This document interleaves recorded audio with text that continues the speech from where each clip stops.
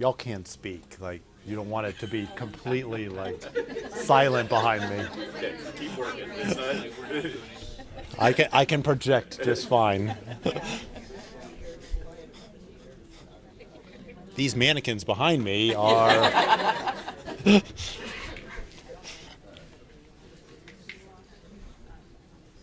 Well, I mean, yeah, but so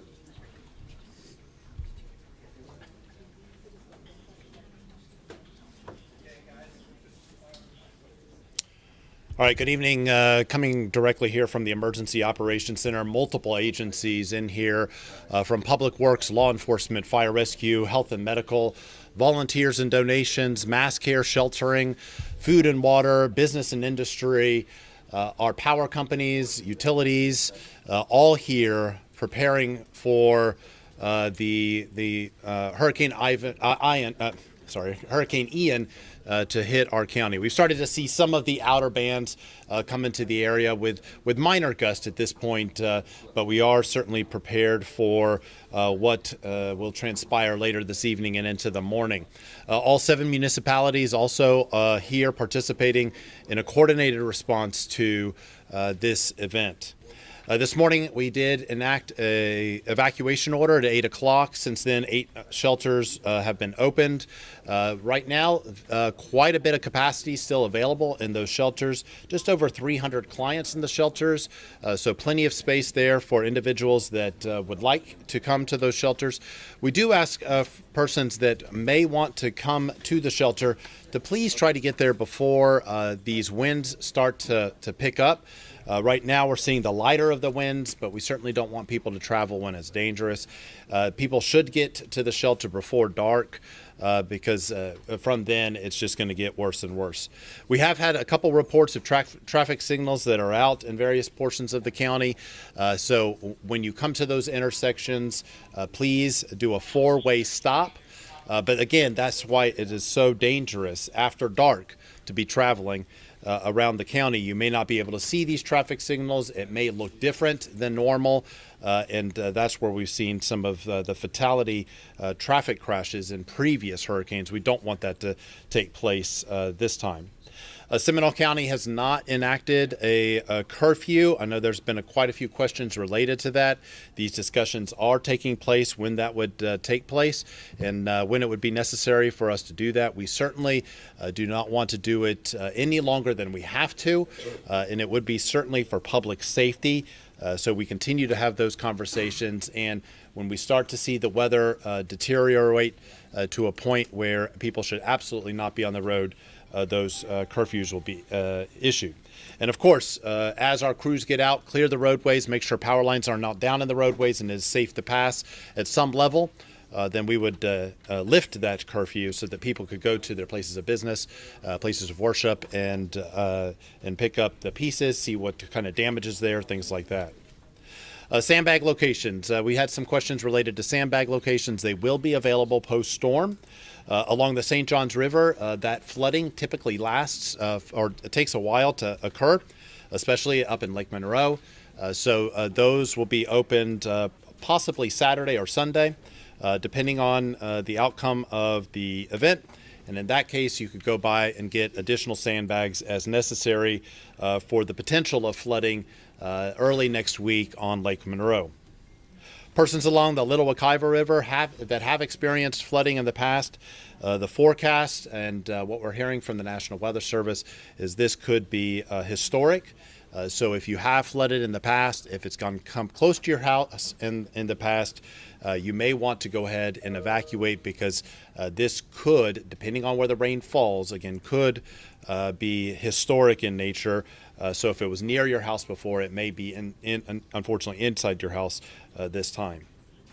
Right now, we already have 4,000 customers that are without power here in the county, just a little over 4,000 customers without power. Power crews are working in the field as long as it is safe to do so to restore power. Once it becomes unsafe, the power crews will go to their staging locations, which are at various locations here around the county, some fire stations here at the Public Safety Building. And then once it is clear for them to get out, they will start restoration efforts again. Damage assessment teams are also on staging and ready to respond after the storm. These damage assessment teams will go out. They'll do look at community roadways, homes, buildings, critical infrastructures for damage, and then identify any roads that may need to be closed, anything that could be fixed quickly, and then we will make those determinations about lifting curfews if the curfew is necessary. All right, with that, I'd like to turn it over to the fire chief for some additional comments. Good evening. As Alan mentioned, flooding is an imminent threat, as we're seeing in Fort Myers. Time for preparation is quickly coming to an end, and everyone should be settling themselves indoors. We've deployed high water vehicles in the Geneva and Altamont area, which historically has some flooding issues, though those in these flood-prone areas should have already evacuated. With home safety, as we're starting to lose power, we're continuing to track carbon monoxide calls. Those are one of the biggest killers that we have during a storm. Please, if you're using a generator, keep it out of your house, out of the garage, 20 feet away from your home. Even if your garage door is open, those odorless, tasteless, colorless gases can cause death, and you just won't wake up. Along with other hazards, candles are a big starter of fires. Please use battery-powered lighting. If you must use a candle, ensure that it is away from anything that is flammable and could catch on fire. We want to remind the public that as the storm's winds increase, when they get in the 50 to 70 miles an hour range, we will be stopping our response. Please continue to call 911. We will respond when it becomes safe. And our highly trained dispatchers may be able to help you through your emergency. With flooding, anytime that you come to a flooded area, remember, don't step into the water, turn around, don't drown, don't drive your vehicle into the water. If you absolutely must travel, use that with extreme caution, and as already mentioned, you come to a non-working traffic light, treat it as a four-way stop. With flooding, electrocution is the second leading cause of death. Downed power lines can energize that water for a very long distance. Again, if you don't understand it, stay out of the water. Again, all non-emergencies, please call our Citizens Information Line at 407-665-0000. Please keep yourself safe. I'd like to turn it over to Sheriff Dennis Lima. Thank you, Chief, and thank you for being here.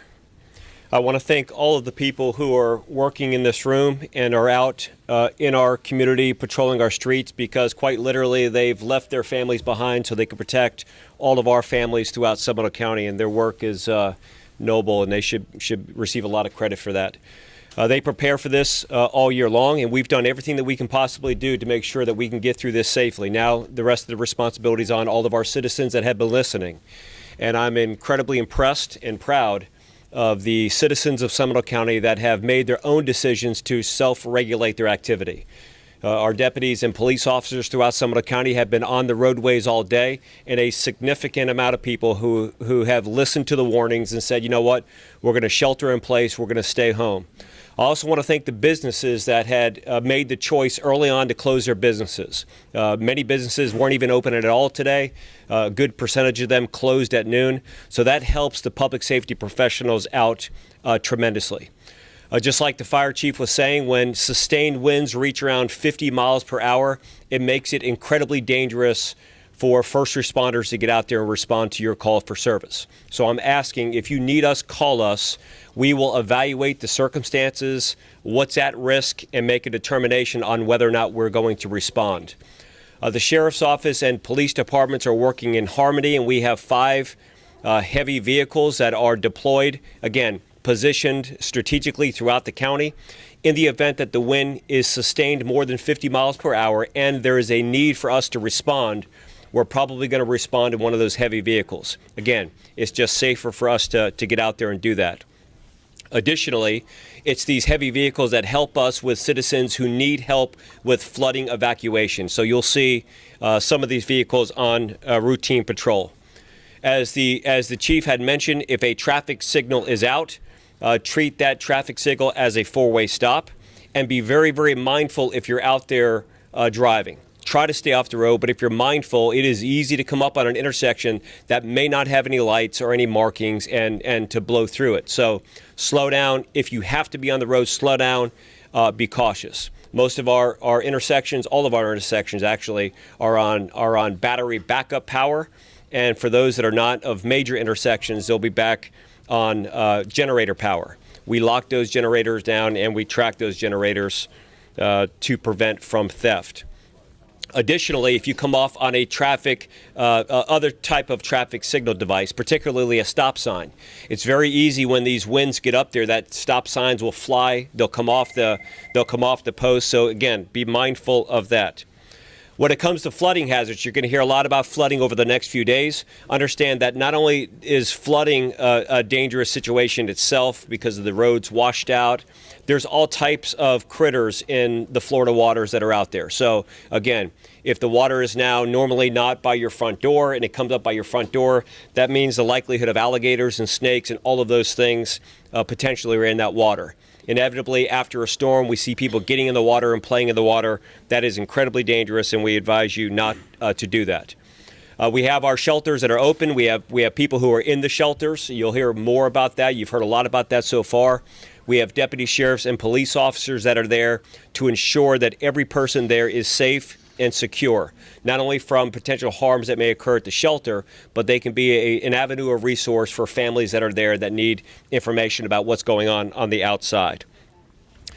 Increased presence with marked patrol vehicles, whether it's a police department or a sheriff's office. We are now at full staffing in our police groups, and what we've done is taken school resource deputies and court deputies and all of these people who had non-traditional assignments from the routine patrol stuff, and we've added them to our patrol groups and our shelter coverage. So there's a lot more deputies and police officers that are out there on the roads right now. There's also a lot of law enforcement officers that are out there that are focusing on the areas of evacuation. People are leaving manufactured homes, mobile homes, floodplain areas, and what we're doing is intentionally putting more police officers, both visible presence and non-visible presence, to protect your property while you're away. Again, a lot of people out there that are working to do that. Last message is call us if you need us, but be mindful of what's at stake and what's at risk. Call us if you need us.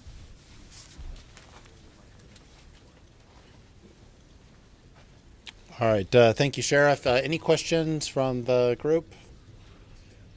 You mentioned people staying at the shelters. I see 146 on the screen back there. Do you have any idea how many people are choosing to stay who are in those flood-prone areas? It's hard for us to know because really shelters are places of last resort. So a lot of folks have, they're going to go to a friend or a family member's house. I have neighbors that decided that they're going to travel up north to Gainesville to visit with their family. So it just depends on the individual where they would go. So we don't really know that because people won't call us and tell us exactly where they went. We do know a little over 300, as you said, in shelters. There's two different numbers: general population and special needs. We track them separately.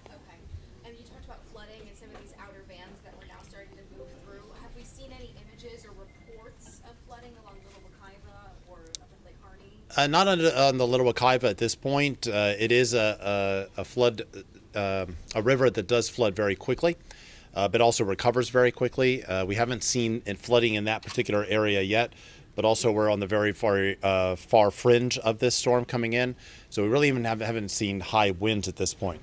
I will say, though, localized ponding and flooding, we are starting to see that around the county. Most of those are in roads as our storm system tries to catch up with the amount of rain that we've received, as well as in construction zones. So if you're driving through construction zones, that's something to be mindful as well, because those storm systems haven't been fully repaired yet or are perfected because, of course, of the construction. So there may be some localized ponding in those locations as well.